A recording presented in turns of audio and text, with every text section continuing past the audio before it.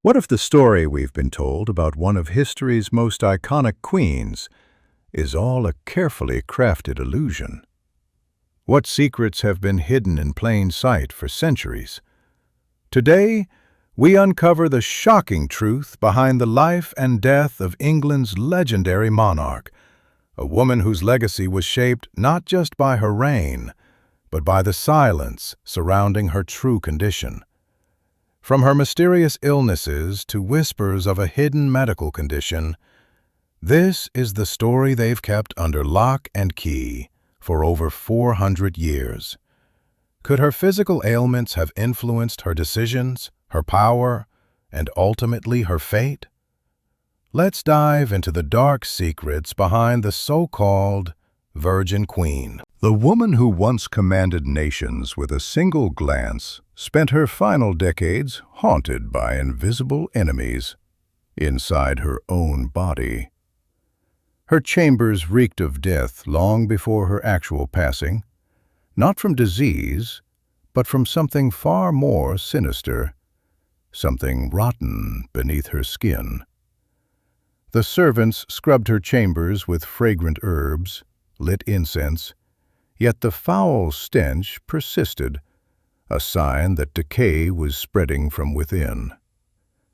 Imagine a queen, once admired for her vitality, now propped against cushions, her face obscured by layers of makeup so thick it cracked when she tried to speak. Her closest confidant, Catherine Howard, confided that the queen was losing her mind, hallucinating and talking to ghosts. Her death was slow, agonizing, and shrouded in secrecy. But what truly transpired in her final moments? Let's rewind to her childhood. 1536. A young girl witnesses her mother's execution from a distance, unable to see the blade fall but hearing the roar of the crowd. That moment etched a brutal lesson into her psyche. Weakness kills. Being a woman, needing help, those are fatal flaws in her world. She learned early that survival meant mastering the art of concealment, of adaptation. Her entire life in the court was a game of survival, witnessing her mother's death, her father's ruthless marriages, and her sister's brutal reign. She watched and learned that vulnerability was death and silence was power. When she was branded illegitimate, she masked her hurt with wit and intellect, studying languages and philosophy to craft an armor no one could pierce. As her brother ascended, Elizabeth stayed hidden, observing the chaos, Protestant uprisings, executions, betrayals. She kept her head down, playing the perfect pawn, attending services she privately doubted, reading her Bible in secret. Her resilience grew behind the scenes because she understood that just one mistake, just one misstep, could end her life. When her sister Mary turned her fiery wrath on Protestants, Elizabeth was imprisoned in the Tower of London, in the very chambers where her mother had waited her own death. The Tower was more than a prison. It was a crucible designed to break her. Yet, Elizabeth survived. She played the long game, feigning obedience while gathering intelligence, waiting for her moment. Her answers to her captors were calculated, submissive yet strategic. Every word, every tear was a performance meant to buy her time. Her resilience was born from the understanding that her life depended on her ability to appear harmless. Her enemies saw her as a fragile woman, yet beneath that facade was a mind sharper than most. When she finally emerged as queen in 1558, she was a survivor, battle-hardened, cold, and calculating. Her coronation was a spectacle, robes of gold, crowds cheering her reign. Yet beneath it all was a woman haunted by every threat, every whisper of betrayal. Her advisors pushed her to marry, to produce an heir, an unspoken rule that a woman ruler could not stand alone. She toyed with suitors, Spain's Philip, Sweden's Eric, France's Duke of Anjou, each a pawn in her game of diplomacy and control. But her heart belonged to one man, Robert Dudley. Their bond was real, yet scandalous, rumors of his wife's mysterious death swirling around their closeness. She kept him close, giving him titles and estates, yet never fully marrying him. Why?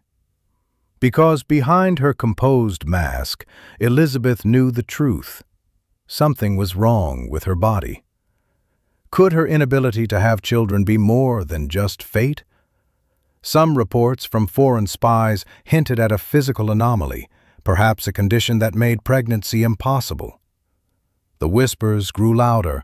Her masculine features, her deep voice, her robust frame, traits that defied Victorian ideals of femininity. Medical mysteries shadowed her entire reign. In 1566, she fell gravely ill, fever, pain, weakness so severe she considered naming Dudley as her protector. When doctors examined her, what they saw was never officially disclosed, only that her physician looked shaken and later died under mysterious circumstances. A year later, she collapsed again, an episode so severe that her ladies fainted in shock. Modern historians suggest she may have suffered from a rare condition, perhaps androgen insensitivity syndrome, where her XY chromosomes rendered her unable to conceive. This might explain her lifelong refusal to marry and her lack of heirs. The most guarded secret? Her remains, sealed in Westminster Abbey for over 400 years. Requests to examine her skeleton have all been denied. Why? Because beneath her regal veneer lies a truth that could shatter her myth. The possibility that her body betrayed her, that her reign was sustained by concealment and sacrifice. The evidence is scattered. Reports from envoys, her health crises, her appearances, yet the ultimate proof remains hidden, guarded by the very institution that built her legend. And her signature look, the ghostly white face, the crimson lips, was achieved through a dangerous ritual. Lead and arsenic, applied daily until her skin was a porcelain mask. Beautiful, but deadly. The chronic poisoning caused her headaches, mood swings, and skin deterioration, yet she endured because her image of perfection was her armor. The corset, too, was a device of torture, tight-laced to create a tiny waist, deforming her ribs and compressing her organs over decades. Her portraits grew increasingly surreal, more myth than reality, reflecting the toll of her obsession with eternal youth. The arrival of Mary, Queen of Scots in England in 1568 intensified her fears. Mary was Catholic, fertile, and a direct threat to Elizabeth's throne, her legitimacy questioned by many in Europe. Several plots to dethrone Elizabeth involved Mary, and each was uncovered, yet the threat persisted. The final straw was the Babington conspiracy, an attempt to assassinate Elizabeth and install Mary as queen. Elizabeth hesitated. Her divine right meant she couldn't just execute a fellow monarch lightly. But when the evidence was undeniable, she signed Mary's death warrant. The execution haunted her, and her depression deepened. She mourned the woman she never knew, yet her decision set off a chain of events leading to the Spanish Armada. The Armada, 130 ships, 30,000 men, was the largest invasion fleet England had faced.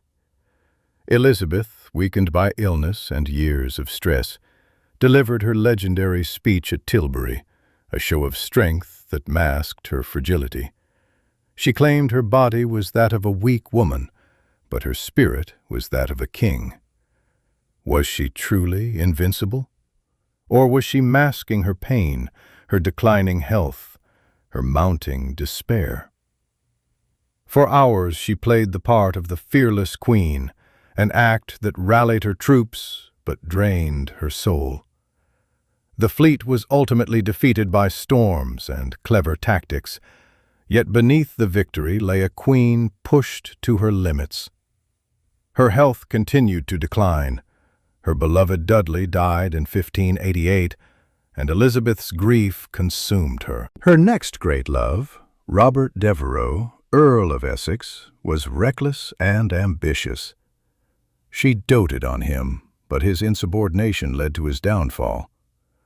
When he led a failed rebellion, Elizabeth was forced to sign his death warrant. Her grief was genuine, and her health worsened. She shut herself away, refusing to eat or see anyone. Her final years saw her body betray her, teeth rotted, hair gone, tremors shaking her hands. She relied on heavy wigs and elaborate costumes to hide her deteriorating body. Her face, once radiant, was marred by years of lead poisoning, necrosis, scars, and blackened tissue beneath the paint. Her final weeks were marked by pain, confusion, and a refusal to lie down, an act of defiance against surrender. On March 24, 1603, Elizabeth drew her last breath, without a dramatic confession, just silence. Her death was swiftly concealed, her body wrapped in lead, her remains hidden from view. The sealed tomb in Westminster Abbey remains untouched, guarding the ultimate secret: what was truly inside her body. Was it illness? Was it something more profound? The truth remains buried, protected by centuries of silence. Because some truths threaten the very foundations of legend, some secrets are too dangerous to reveal. The myth of the Virgin Queen is a carefully maintained illusion, and her real story, the one of decay and sacrifice, is forever hidden beneath the stone.